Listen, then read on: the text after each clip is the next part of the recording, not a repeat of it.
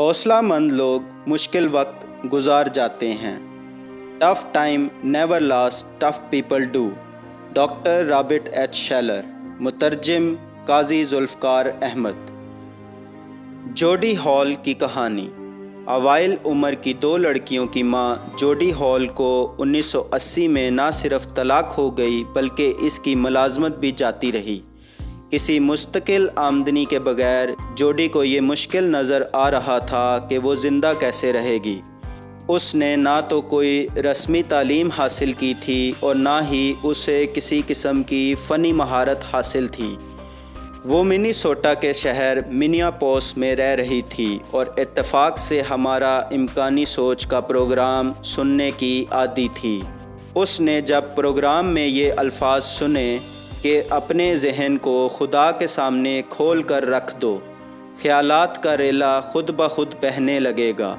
اس relay میں ایک خیال صرف تمہارے لیے ہوگا، تمہیں ان میں سے ایک کو اپنی گرفت میں لینا ہوگا، وہی خدا کی رضا کا حامل ہوگا۔ جوڈی نے جو کچھ سنا اس پر یقین کیا، چنانچہ اس نے ہماری تجویز کو آزمانا چاہا۔ اس نے جس خیال کو چنا تھا وہ کاروبار کرنے سے متعلق تھا، لیکن اس کے حالات ایسے تھے کہ وہ کوئی کاروبار نہیں کر سکتی تھی۔ اس کا مطلب یہ تھا کہ وہ آسانی سے مایوس ہو جاتی، لیکن وہ مایوس نہیں ہوئی۔ اس کا دوسرا خیال یہ تھا کہ وہ اپنی لڑکیوں کو جہاں وہ پیدا ہوئی تھیں وہاں لے چلے تاکہ وہ وہاں سے اپنا ورثہ حاصل کریں۔ اس نے تھوڑے تھوڑے کر کے اس قدر ڈالر اکٹھے کیے کہ وہ اپنی لڑکیوں کو ساتھ لے کر ان کی جائے پیدائش ہوائی پہنچ سکے۔ ہوائی پہنچ کر اس نے وہاں کی آب و ہوا کے مطابق ڈھیلا ڈالا لباس، جس کا نام مومو تھا، خریدنا چاہا۔ اس لباس پر سلائی کڑھائی کے بعد ہوائی میں آنے والے لوگ اسے بڑی پسندیدگی سے پہنتے ہیں۔ وہ ایک ایسی دکان پر پہنچی جہاں سادہ قسم کے مومو بڑی تعداد میں نمائش کے لیے لٹک رہے تھے، لیکن وہ سب کے سب بکے ہوئے تھے۔ جوڈی بڑی حیران ہوئی کہ اتنے سادہ قسم کے مومو، جن کے کپڑے کا ڈیزائن بھی یکساں نہیں، جن میں کوئی خاص جاذبیت بھی نہیں اور وہ بنے ہوئے بھی ہوائی کے مقامی ساخت کے کپڑے سے ہیں، پھر غیر مقامی لوگوں کی سماجی محفلوں میں ان سے کوئی انفرادیت بھی پیدا نہیں ہوتی۔ حیرت ہے کہ یہ سب بکے ہوئے ہیں، جوڈی ہال نے سوچا۔ اس نے امکانی سوچ کے پروگرام میں پڑھا سبق دہرایا۔ کامیابی کا راز یہ ہے کہ آپ ضرورت کی تلاش کریں اور پھر اس کو پورا کریں۔ جوڈی نے مومو کی ضرورت کا احساس کر لیا تھا اور اب وہ اسے پورا کرنے کے بارے میں سوچنے لگی۔ اس نے اچھی ساخت کا کپڑا خریدا اور اس نے ایک مومو اپنے لیے تیار کیا۔ آرائشی بیل بوٹوں سے اس نے مومو میں ایک ندرت پیدا کی، گھیرے پر سنہری ڈوری لگا کر اسے مزید سجا دیا۔ رواج کے مطابق اس نے اسے نہ زیادہ ڈھیلا ڈالا بنایا اور نہ ہی زیادہ تنگ۔ تیاری کے بعد وہ مومو عام مومو سے مختلف لیکن جاذب نظر تھا۔ جوڈی نے اسے پہنا تو اس کے کرائے کے مکان کے مالکہ نے اسے بے حد پسند کیا اور اس نے جوڈی سے پوچھا کہ کیا وہ اس کو بھی ایسا ہی مومو تیار کر دے گی۔ یقیناً، جوڈی نے جواب دیا، مجھے تمہارے لیے مومو تیار کر کے خوشی ہوگی۔ میں کب تمہارا ماپ لوں؟ ماپ؟ مالکہ مکان نے کہا، تمہارا مطلب ہے کہ تمہیں اسے میرے ماپ کے بنانے کے لیے سینا پڑے گا؟ کیا تم صرف ایک مومو کو میرے لیے تیار کرو گی؟ مالکہ نے حیرانی سے پوچھا۔ بے شک، جوڈی نے کہا، میں رواج کے مطابق ہاتھ سے سلے مومو پر یقین رکھتی ہوں۔ مومو کی آستینیں تمہارے بازوؤں کی لمبائی کے مطابق ہونی چاہیے۔ اس کے کندھوں کی لمبائی چوڑائی بھی تمہارے کندھوں کے مطابق ہونا ضروری ہے۔ کسی شک و شبہ کے بغیر یہ کہا جا سکتا ہے کہ یہ خیال ہوائی کے لوگوں کے لیے بالکل نیا تھا۔ جب جوڈی نے مومو کے متعلق سوچا تھا تو یقیناً اس کے ذہن میں امکانی سوچ کے پروگرام کے سلسلے میں ہونے والی تقاریر کی باقیات موجود تھیں۔ آپ بھی کسی خیال کو آزمانے کے لیے کہ وہ آپ کے لیے مفاد میں ہوگا یا نہیں، اپنے آپ سے 4 سوال کر کے نتیجہ حاصل کر سکتے ہیں۔ پہلا سوال یہ ہے کہ آپ کا خیال قابل عمل ہے اور وہ کسی اہم انسانی ضرورت کو پورا کر سکتا ہے۔ جوڈی نے اندازہ لگا لیا کہ اس کا خیال غیر معمولی طور پر قابل عمل ہے، کیونکہ مومو کسی بھی ڈیل ڈول کی عورت کے ماپ کا تیار کیا جا سکتا ہے۔ موٹے مرد وزن اس سے اپنا موٹاپا چھپا سکتے ہیں اور رواجی مومو کی شکل و صورت بھی برقرار رکھی جا سکتی ہے۔ دوسرا سوال یہ ہے کہ کیا آپ اپنے خیالات کو خوبصورتی سے عملی جامہ پہنا سکتے ہیں؟ جوڈی نے اس سوال کا جواب ہاں میں پایا۔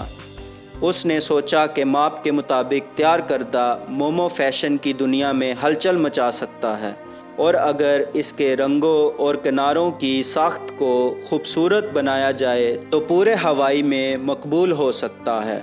تیسرا سوال یہ ہے کہ کیا مومو کی جدت طرازی سے رواجی انداز کو قائم رکھتے ہوئے دوسروں سے مختلف نظر آنے والا بنایا جا سکتا ہے؟ جوڈی نے سوچا کہ ایسا ہو سکتا ہے، بشرطیہ کہ وہ ہوائی کے مخصوص پرنٹ استعمال نہ کرے، اور وہ ایسے پرنٹ استعمال کرے جو پورے بر اعظم میں استعمال ہوتے ہیں، تو وہ ہوائی میں ہونے والے غیر ہوائی لوگوں کے سماجی اجتماعات میں مقبولیت حاصل کر سکتے ہیں۔ چوتھا سوال یہ ہے کہ آپ اپنے خیال کو مروجہ روایات سے ہٹ کر اس طرح نمایاں کر سکتے ہیں کہ اسے معیاری ہونے کی شہرت حاصل ہو سکے۔ جوڈی کا جواب یہ تھا کہ مومو کا بنانا قابل عمل ہے، وہ خوبصورت اور مختلف بھی ہو سکتا ہے۔ رواجی مومو کی نسبت اسے معیاری اور مقابلے کی خاطر اعلیٰ بنایا جا سکتا ہے۔ $100 کے سرمایے سے اس نے پراعتماد فیصلہ کیا کہ وہ اپنی سوچ کو آزمائے گی۔ ڈاکٹر شیلر، جوڈی ہال نے مجھے بتایا، میں نے اپنا پہلا مومو 10 ماہ قبل تیار کیا تھا، جبکہ اب میں ہر ماہ 123 مومو لباس تیار کر رہی ہوں۔ کیا تم اس کام سے کچھ کمائی بھی کر رہی ہو، کیونکہ تمہارا اصل معاملہ تو اخراجات پورا کرنے کا تھا؟ میں نے پوچھا۔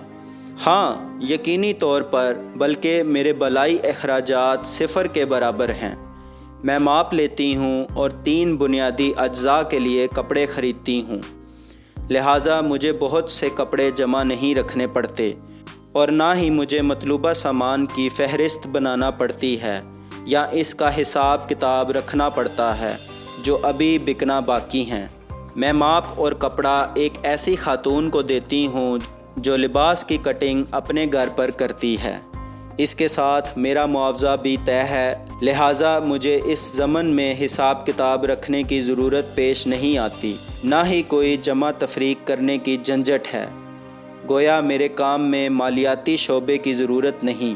پھر میں کٹے ہوئے کپڑے وصول کر کے چند ایسی عورتوں کو دے دیتی ہوں جو ان کو اپنے گھروں پر سیتی ہیں۔ یہاں بھی معاوضہ طے ہے، اس لیے زائد اخراجات کا کوئی جھگڑا نہیں ہے۔